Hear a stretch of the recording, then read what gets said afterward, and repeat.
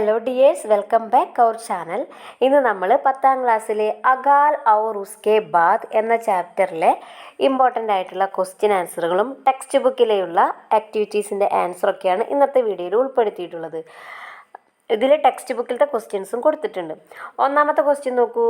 ചൂൽഹ കാ റോന ഔർ ചക്കി കാ ഉദാസ് ഹോന ഇസ്കാ മത്ലബ് ക്യാ ഹേ? അടുപ്പ് കരയുക, അതുപോലെ ആട്ടുകല്ല് തിരിക്കല്ല് വിഷമിച്ചിരിക്കുക. ഈ അർത്ഥങ്ങൾ കൊണ്ട് എന്താണ് ഉദ്ദേശിക്കുന്നത്? ഈ വാക്കുകൾ കൊണ്ട് എന്താണ് ഉദ്ദേശിക്കുന്നത്? ആൻസർ: അകാൽ കെ കാരൺ ഘർ മേ ദാന നഹീ ഥാ. ക്ഷാമം മൂലം, അകാൽ കെ കാരൺ ക്ഷാമം കാരണം, ഘർ മേ ദാന നഹീ ഥാ വീട്ടിൽ ധാന്യങ്ങളൊന്നും ഉണ്ടായിരുന്നില്ല. ഇസ്ലിയെ ഖാന പക്കാനെ കോയി ചൂൽഹ നഹീം ചൽത്ത. അതുകൊണ്ട് ഭക്ഷണം പാകം ചെയ്യാൻ വേണ്ടി അടുപ്പൊന്നും കത്തിച്ചില്ല. ഔർ ധാന പീസിനെ കോയി ചക്കി കെ പാസ് നഹീ ആത്ത. അതുപോലെ ധാന്യങ്ങൾ പൊടിക്കുന്നതിന് വേണ്ടിയിട്ട് തിരിക്കല്ലും ആരും ഉപയോഗിച്ചില്ല. ഇസ്ലിയെ അതുകൊണ്ടാണ്, ഇസ് കാരൺ ദോനോം അപ്പനി നിർജീവ് ഹാലത്ത് പർ ദുഃഖി രഹി. അതുകൊണ്ടാണ് രണ്ടുപേരും അവർക്കൊന്നും ചെയ്യാൻ, നിർജീവ് ഹാലത്ത് അവരുടെ ഈ അവസ്ഥ കാരണം വിഷമിച്ചിരിക്കുന്നത്. രണ്ടാമത്തെ ക്വസ്റ്റ്യൻ നോക്കൂ. കാനി കുത്തിയ കഹാം സോയി ഹുയീതി. ആ ഒറ്റക്കണ്ണുള്ള പട്ടി എവിടെയാണ് ഉറങ്ങിയത്? ആൻസർ അതുപോലെ എന്തുകൊണ്ട്, ക്യോം. ആൻസർ നോക്കാം. കാനി കുത്തിയ ഉദാസ് ഹോക്കർ ചൂൽഹ ഔർ ചക്കി കെ പാസ് സോയി ഹുയി ഥി.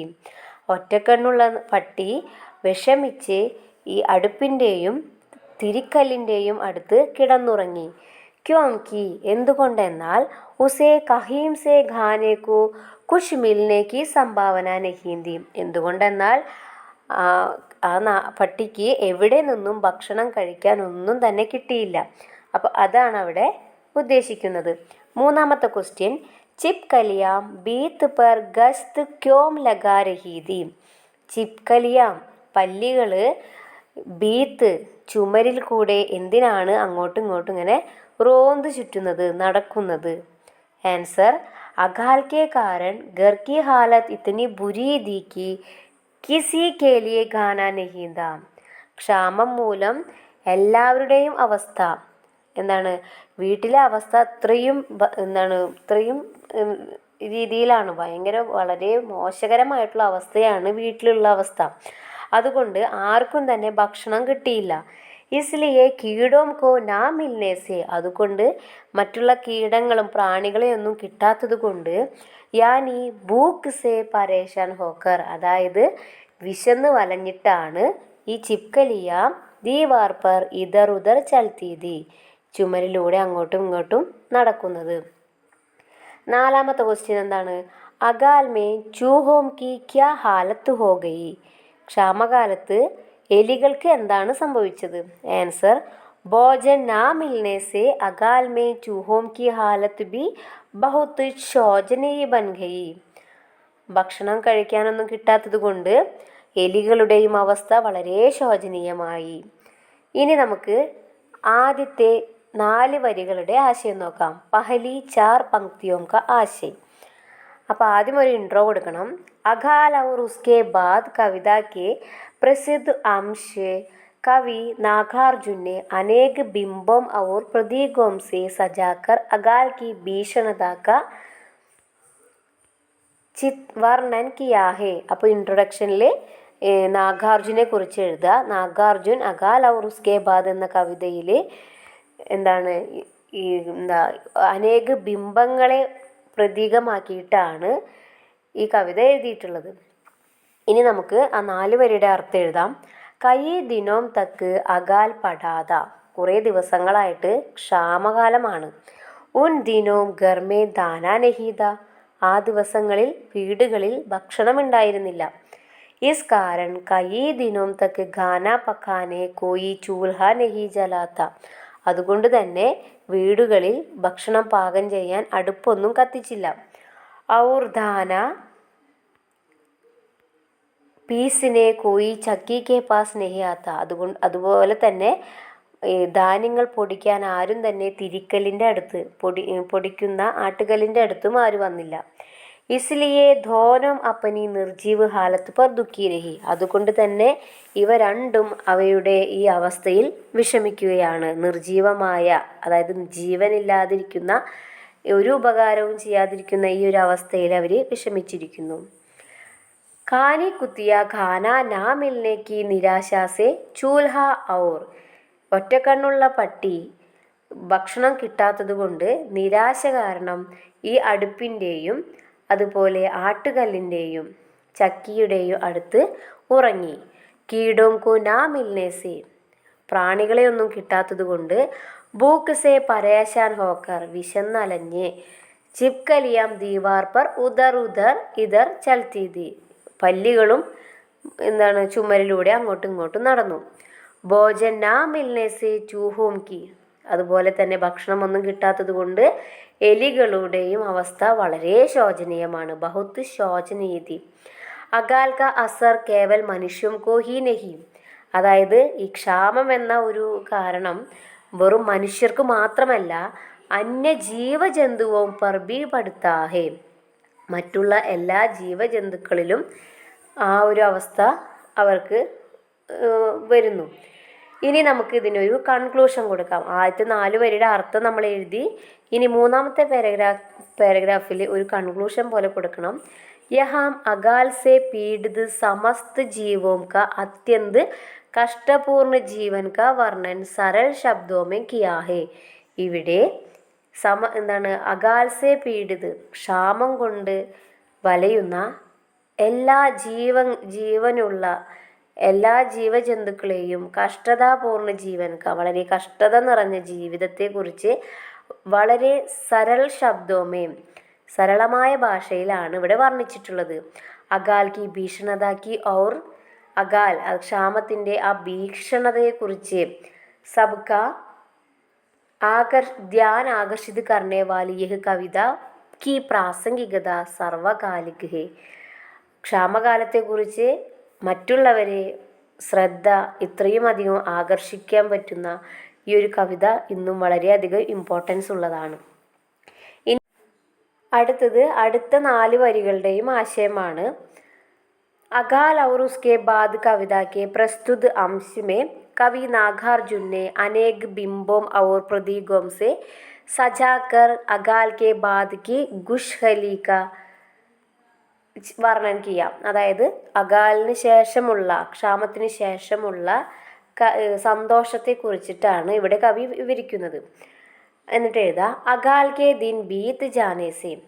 ക്ഷാമകാലം കഴിഞ്ഞതോടുകൂടി ഘർ കി ഹാലത്ത് ഏക്ദം ബദൽ ഗയി. വീട്ടിലെ അവസ്ഥ മൊത്തത്തിലൊന്ന് ചേഞ്ചായി.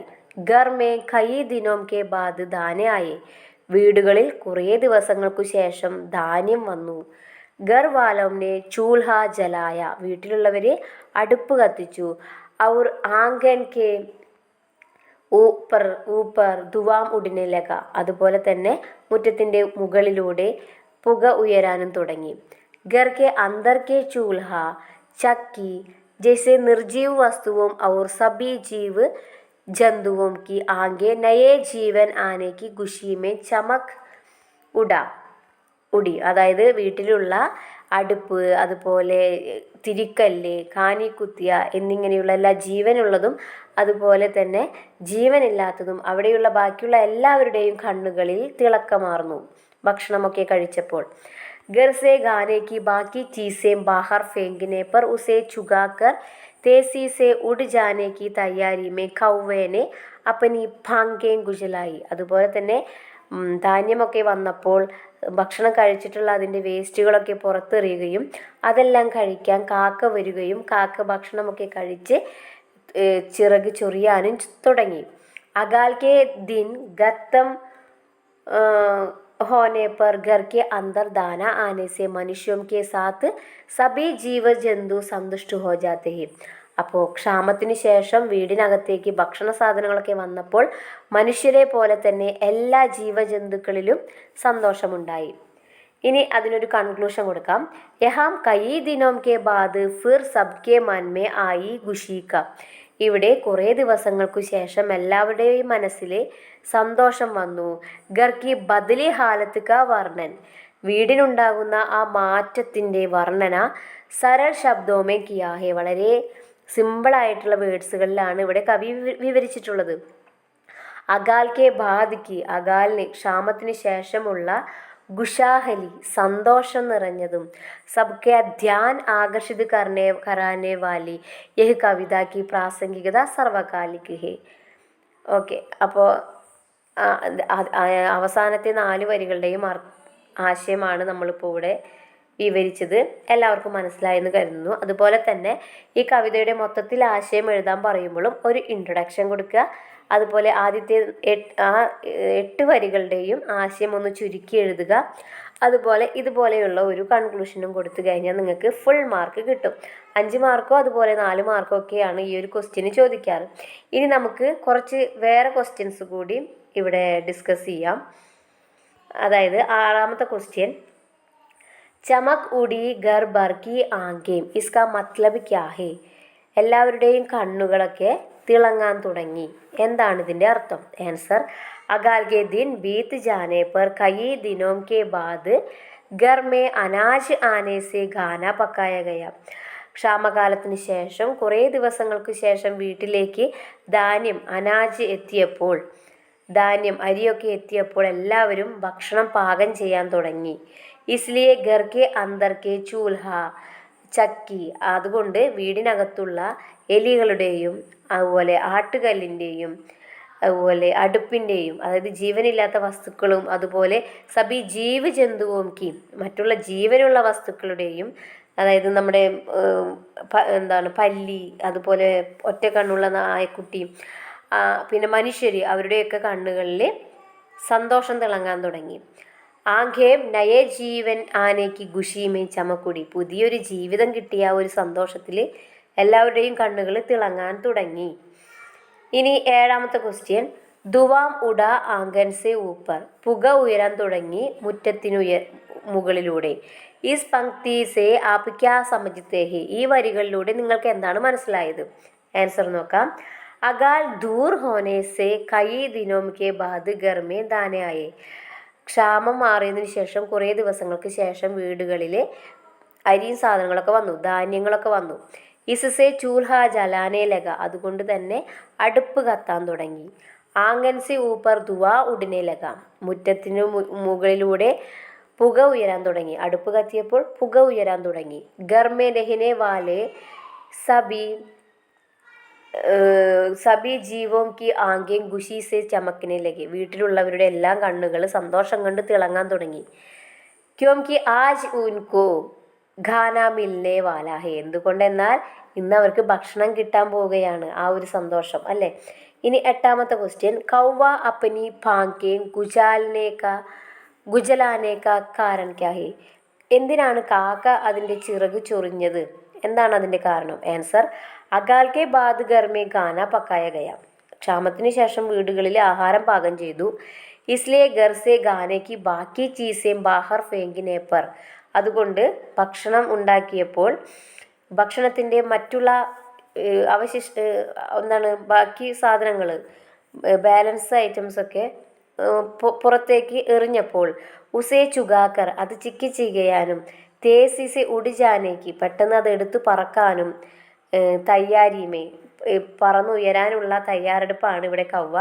അപ്പനി പാങ്കേം കുച്ചലായ ഹോഗ, കാക്കയ്ക്കും ഭക്ഷണം കിട്ടുമല്ലേ, ഓരോ വീടുകളിൽ ഭക്ഷണം പാകം ചെയ്ത് ബാക്കിയുള്ള സാധനങ്ങളൊക്കെ പുറത്തേക്ക് വലിച്ചെറിയുമ്പോൾ അതെല്ലാം കാക്കയാണ് എടുത്തുകൊണ്ട് പോവുക. അപ്പോൾ ആ ഒരു സന്തോഷമാണ് ഇവിടെ പറയുന്നത്. നെക്സ്റ്റ്, ആംഗേം ചമക് ഉടീക്ക താൽപര്യ ഹേ, കണ്ണുകൾ തിളങ്ങുക എന്നതുകൊണ്ട് ഉദ്ദേശിക്കുന്നത് ഗർക്കെ സബി സന്തുഷ്ടു ഹോഗയെ, വീട്ടിലുള്ള എല്ലാവരും സന്തോഷമായി എന്നാണ്. 10, ഗർ ഭർ കി ആംഗേം, കവി കെ അനുസാർ യഹാം ഗർ കെ സദസ്യ കോൻ കോൻ ഹേ, കവി പറഞ്ഞതനുസരിച്ച് ഇവിടെ വീട്ടിലുള്ള മെമ്പേഴ്സ് ആരൊക്കെയാ? ചൂൽഹ, ചക്കി, കാനി കുത്തിയ, ചിപ്കലി, ചൂഹ ഔർ കൗവ, ഇവരൊക്കെയാണ് ആ വീട്ടിലെ മെമ്പേഴ്സായിട്ട് കവി പറയുന്നത്.